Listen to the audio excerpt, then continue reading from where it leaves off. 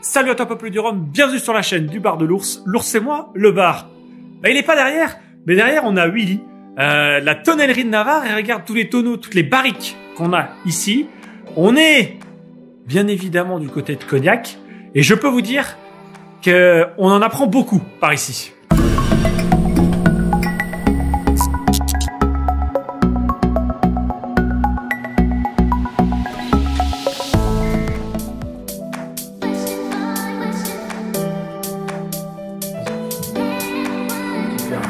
J'ai du 80, j'avais du 80. Ça, regarde, on est bien reçu ici. Avec Willy, tout de suite, tu vois, t'as quelque chose dans le godet pour pouvoir faire la visite. Ça, c'est appréciable.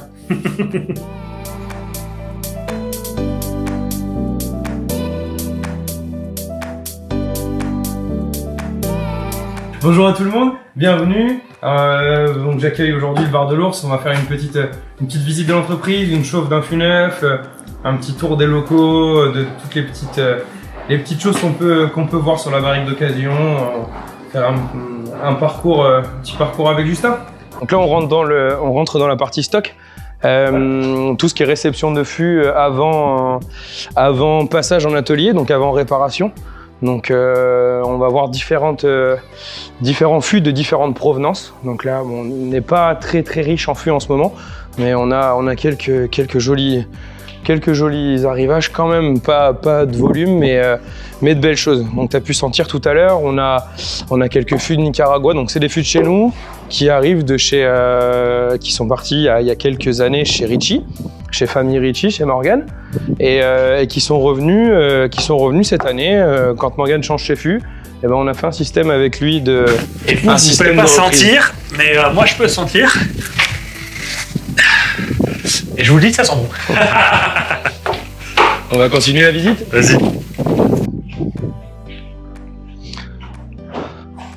Donc toujours dans le même stock. Ça c'est notre stock de fûts vinaires. C'est des fûts qui sont destinés à notre processus de reconditionnement. Donc mon père a développé un process il y a une quinzaine d'années, 15 ou 16 ans, de reconditionnement de fûts. Donc ces barriques qui sont destinées à aller à la poubelle, on les reprend, on les retravaille à l'intérieur, on les rabote, on enlève l'épaisseur de la couche de bois qui a été en contact avec le vin, et on réchauffe derrière. Et on envoie sur les spiritueux. Donc bon, celle-ci, ça va être principalement sur des whiskies écossais. Et un petit peu le rhum aussi, on en a quelques-unes qui vont partir sur le rhum, mais plutôt avant l'été. Là, c'est vraiment, ce lot-là, elle va vraiment partir sur l'Écosse, travailler les whiskies. On continue sur la... Donc ça, c'est des petits produits... j'ai du mal à les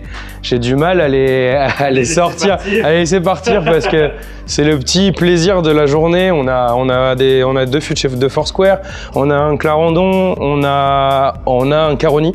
Bon, on a fait un petit tour tout à l'heure avec Justin, je lui ai fait sentir. Et donc ouais, c'est des fûts qui doivent partir, mais que j'ai vraiment du mal à lâcher parce que c'est toujours un plaisir de mettre le nez dedans et on n'en a pas souvent. Et ça sent toujours très bon. C'est toujours sur la partie bourbon. Bon, là t'as quelques cognacs, mais les cognacs autant les voir en bas. Ouais. Là t'en as que 5. Bon, tu vois, c'est pareil, c'est des dimensions, c'est des 450 litres qu'on a sorti du lot, parce que là-bas je suis essentiellement 350 et 400. Et 450, ça m'emmerde, tu vois, c'est toujours des dimensions un peu bâtardes ça va te faire chier en bas parce que c'est pas la même hauteur, ça prend plus de place, ça te déséquilibre les paquets. Donc, Et tu me disais, tu vas jusqu'à 400-500 litres grand maximum, c'est ça? En occasion, on va monter jusqu'à 700. Ouais. Alors après, on fait des foudres, comme tu as vu dans l'atelier. Ouais. Je te le remontrerai tout à l'heure. On fait des foudres, on fait pas de neuf, on fait que de l'occasion. Démontage, remontage et remise en état de foudre et de tonneaux.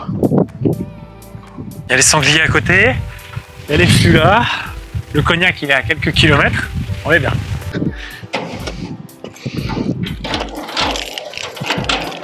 Là on va rentrer dans la caverne d'Ali Baba. La caverne d'Ali Baba. La caverne d'Ali Baba du stocker. Donc là, c'est notre atelier pareil, réception de fûts, un deuxième bâtiment de stockage. C'est 100% fûts de cognac, 350 et 400 litres, qui arrivent ici pour être réparés. Donc il y a des fûts à nous, il y a des fûts clients et on va tout réparer. On va prendre barrique par barrique, fût par fût, et on va regarder la casse. On peut le voir. Tiens, t'en as ici. On va réparer les pièces cassées. Donc on démonte tout, on remonte avec du bois neuf, et puis on redonne une nouvelle vie à la barrique. Au lieu de la mettre à la poubelle et de la laisser fuir, et ben on la répare. On va monter. C'est tout petit à côté de la pile.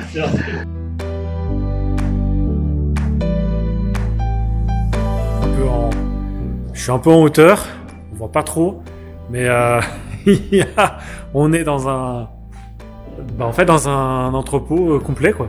Un bâtiment complet, juste pour ça. Voilà.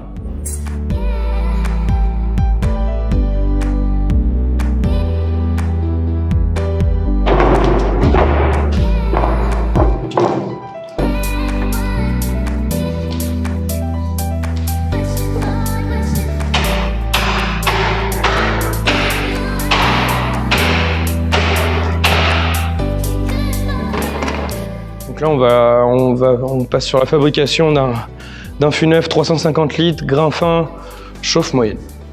On fait un petit truc sympa en arôme.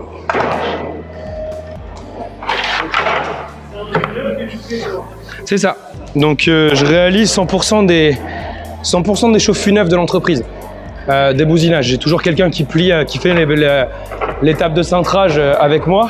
Bon là, aujourd'hui, il est en réparation, mais je m'occupe de toutes les cuissons pour la simple et bonne raison, en faisant ça, on a de la régularité sur nos chauffes. Je dis pas que les autres chauffent mal, au contraire, je dis chaque tonnelier chauffe différemment, et donc ce que nous on veut vraiment garder, c'est de la régularité. Donc pour avoir de la régularité, faut que c'est qu'une personne qui chauffe. Donc c'est un peu des fois compliqué avec l'emploi du temps d'être là.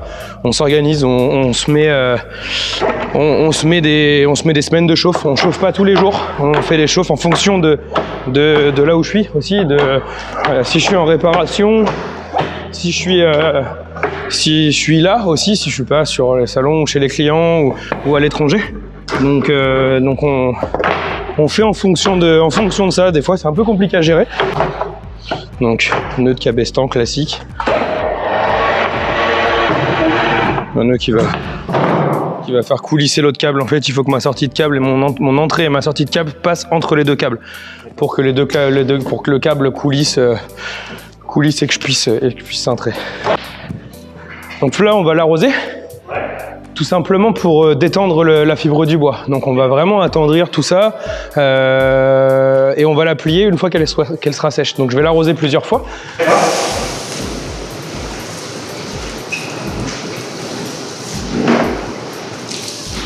Je l'arrose qu'au milieu parce que c'est la partie où il y a le plus de tension.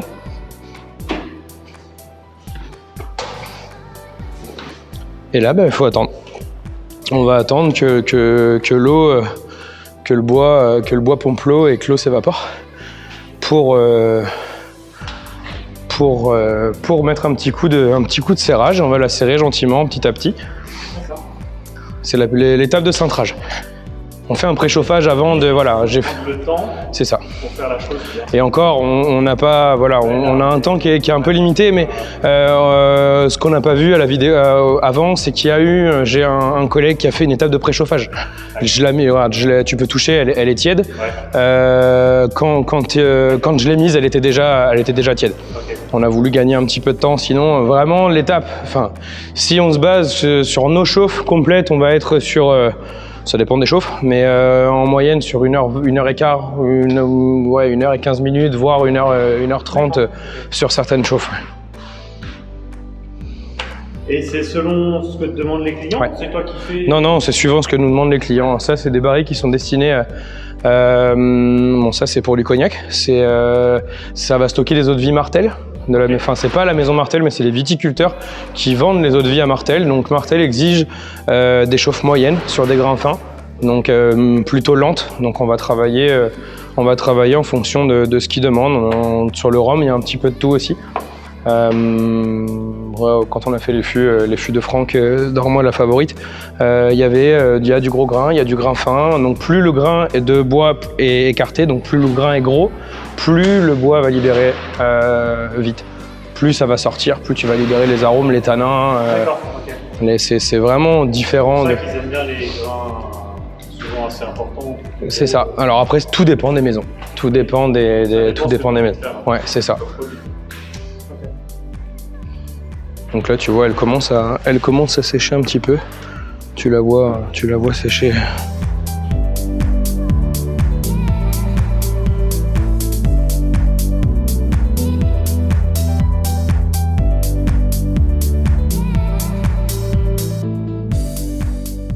On fait du neuf, c'est pas l'activité principale. On fait entre 800 et 1000 barriques neuves par an.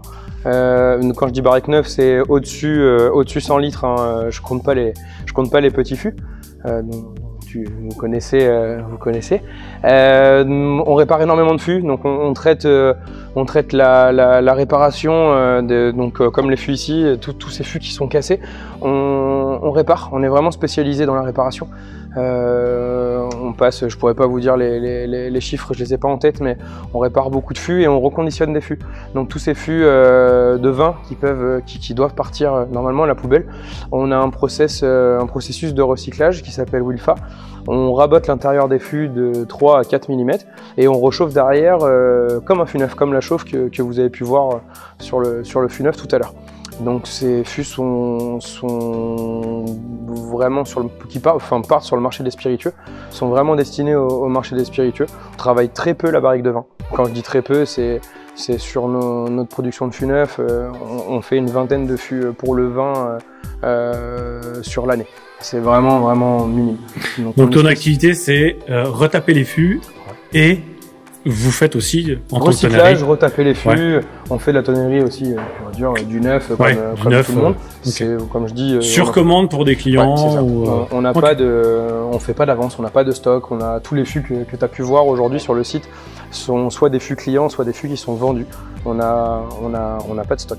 Pas de stock à nous, donc voilà, les clients envoient leurs fûts, dire voilà, on a un défaut comme celui-ci, une pièce qui a cassé, comme on peut voir là ou là.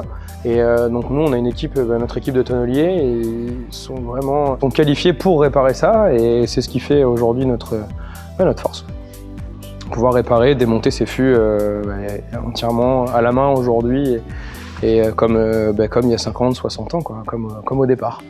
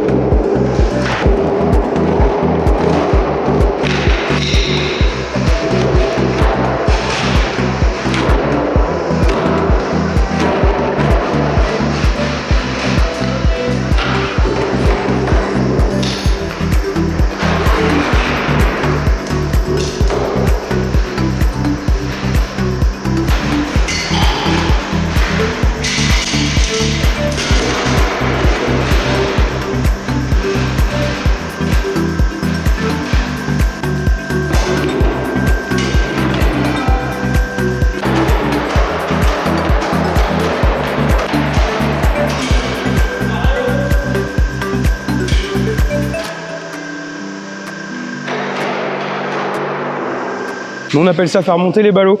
Monter les ballots. C'est un terme tonnellerie. Si tu veux, on se rend compte qu'il y a des petits décalages. C'est vraiment léger. Ouais. On va tout remettre à la même hauteur. Ouais.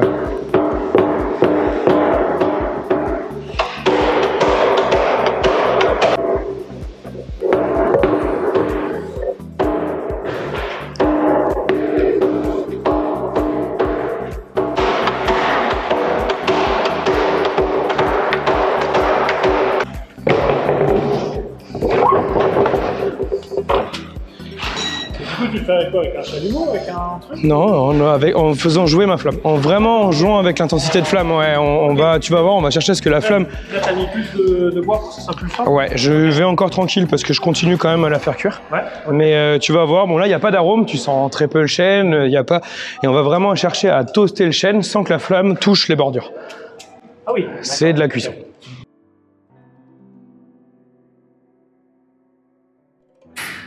Et donc là, tu rajoutes pour toujours entretenir le feu. Ouais.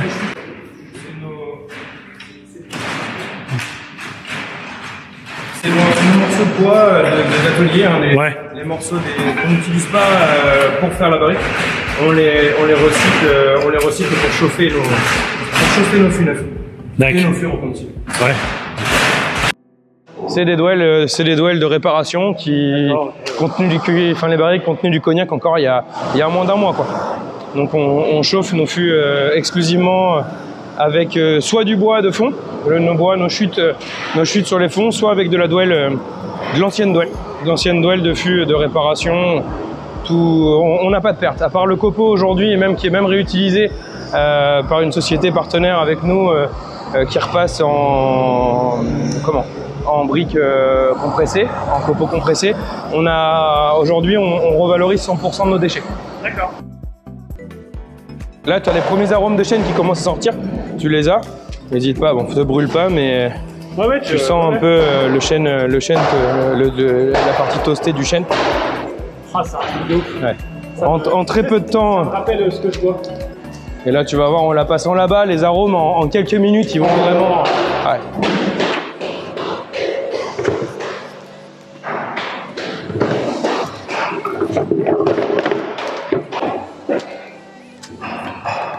C'est important aussi de croiser tes bois. Quand je mets les bûchettes, je croise vraiment mon bois pour que la flamme elle soit pas collée sur d'un bord ou de l'autre de la chaufferette. Parce que demain, c'est impressionnant là. Tout de suite là, ça vient de se... C'est fou quoi.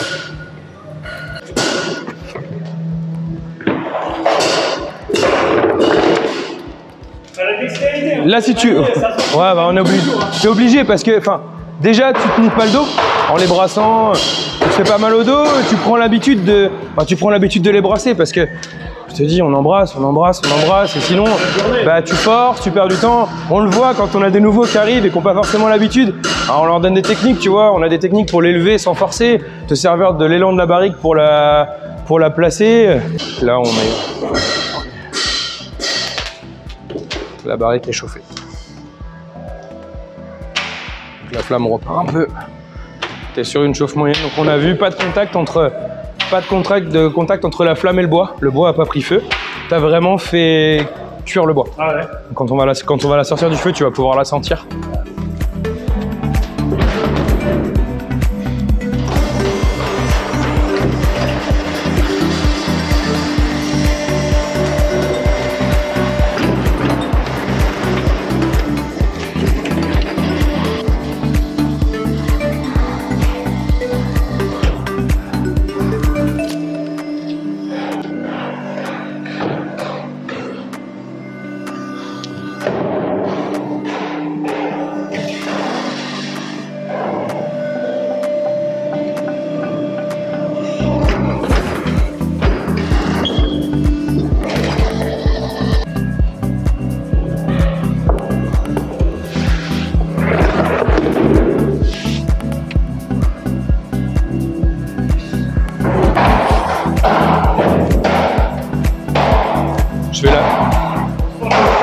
On sent la chaleur à l'intérieur de la barrique. C'est un truc. On va la mettre sur le. Tu verras bien l'intérieur.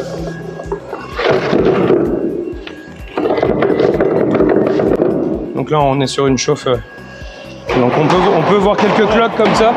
On est vraiment sur notre chauffe spiritueux, notre chauffe moyenne, spiritueux.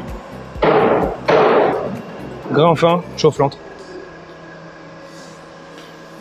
Donc tu as les arômes, tu as tous ces arômes qui peuvent sortir, mais je vais te les faire sentir différemment.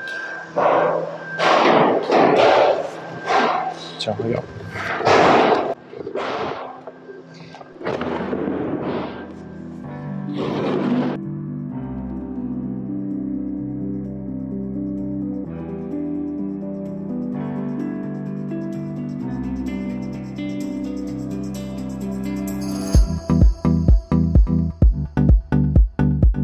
Voilà, petite fin de vidéo. Merci à toi, Peuple de Rome, d'avoir visionné la vidéo. N'hésite pas, comme d'habitude, à commenter, partager, liker, à venir sur les réseaux Instagram, Facebook, tout le reste. Et comme d'habitude, n'oubliez pas plus haut que le Rhum. Là, j'en ai pas dans les mains, mais je peux vous dire que c'est pas très loin. Il y en a à côté. On finira sur 2 Rhum. Est-ce que tu as un petit mot de la fin ou une petite... Au plaisir, n'hésitez pas à venir nous rencontrer à Cognac. Une petite visite de la tonnellerie, je suis là tout le temps. tu vis et tu... La tonnellerie, n'hésitez vraiment pas, vous nous envoyez un mail. Paul et Caroline se feront un plaisir de vous faire visiter. On pourra se rencontrer aussi et n'hésitez vraiment pas à venir nous rendre visite.